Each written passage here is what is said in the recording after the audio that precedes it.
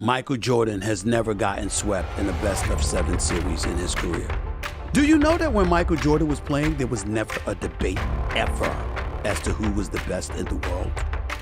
Even before Michael Jordan won the title in 91, from 88 on, it was clear that Michael Jordan, even with Larry Bird or Magic Johnson winning championships, it was clear that Michael Jordan was the best player in the world. Michael Jordan, a sports figure whose legendary status exceeded the borders of basketball.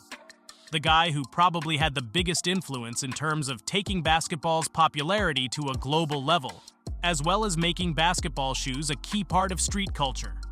Today, the Jordan name is maybe even more connected to the shoes rather than the player, who is still widely considered to be the greatest player of all time. As time passes on, more and more younger players arrive in the NBA who have never watched Michael Jordan play, but the respect is still and always will be there for Jordan.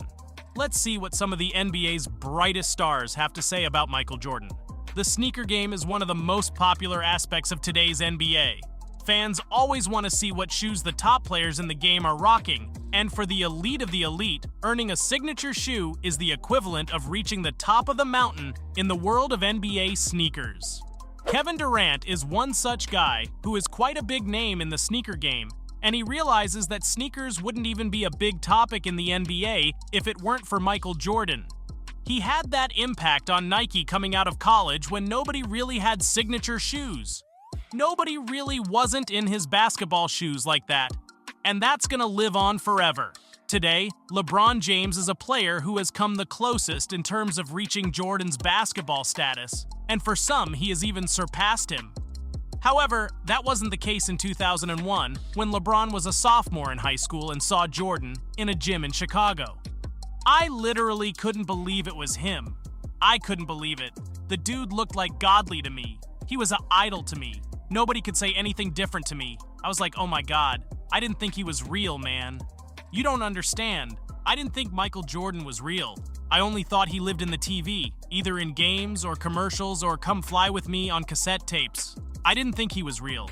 When I saw him, I was like, if the man above would have taken me that day, I would have lived a happy life. I swear to God, after seeing Michael. The basketball GOAT debate is one of the toughest there is in the sports world. Even Curry, one of the greatest guards and the greatest shooter of all time, can't seem to pick his GOAT. I ascribe to the mindset that there are multiple GOATs. And I hate that it's not a cop-out answer, but it's so hard to compare eras. And getting into that conversation of, oh, if you put Michael in this era, or if you put LeBron in that era, it's kind of unfair. It's a great barbershop debate, and it's something that'll never stop until the end of time. A political answer from Curry, but it is a tough pick to make. Jason Tatum is among the biggest names currently associated with the Jordan brand and has said that he has a great relationship with Michael Jordan. Tatum has said that Jordan sends him a message after his big games to congratulate him. However, we know how much Michael hates losing, so to nobody's surprise, after Tatum's 51-point performance against the Jordan-owned Hornets, Jason Tatum did not receive a message from Michael. He'll text me every once in a while when I have a big game, but he didn't text me after that one. When asked if Michael Jordan intentionally didn't message him after his dominant effort against the Hornets, Jason Tatum said, maybe so.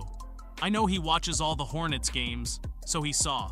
Even when he reach out and text me after a good game, that's still pretty surreal. Even when I see his name come across my phone, it still doesn't seem real.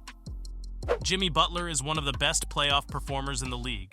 The 6-time NBA All-Star elevates his game to the next level in the postseason and is one of the deadliest players in the league, having the killer mentality of the likes of the greatest to ever do it. Of course, one of them being Michael Jordan. Before the series with the Celtics in 2023, Jimmy Butler shared an interesting story that indirectly connected Pat Riley and Michael Jordan.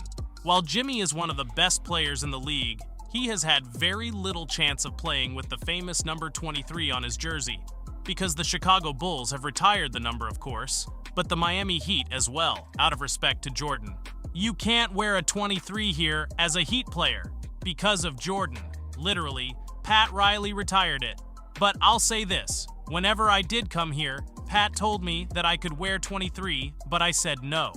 This comes as a surprise because another great number 23 played for the Heat a few years back, LeBron James. I have tons of respect for these guys and went with 22 instead. Trae Young is one of the current NBA stars that have grown up watching Kobe Bryant and LeBron James instead of Michael Jordan.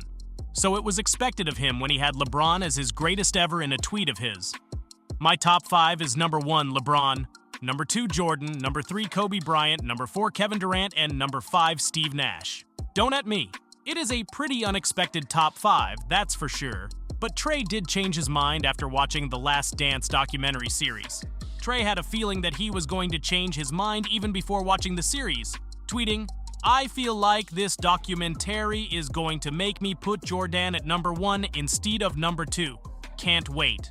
Simply put, Trae was impressed, and as he started hyping up the series, Donovan Mitchell reminded him of his list, to which Trae replied, "I think it is pretty easy. Jordan is number 1. So, who is your number 1? Do you agree with pre or post The Last Dance? Trae Young?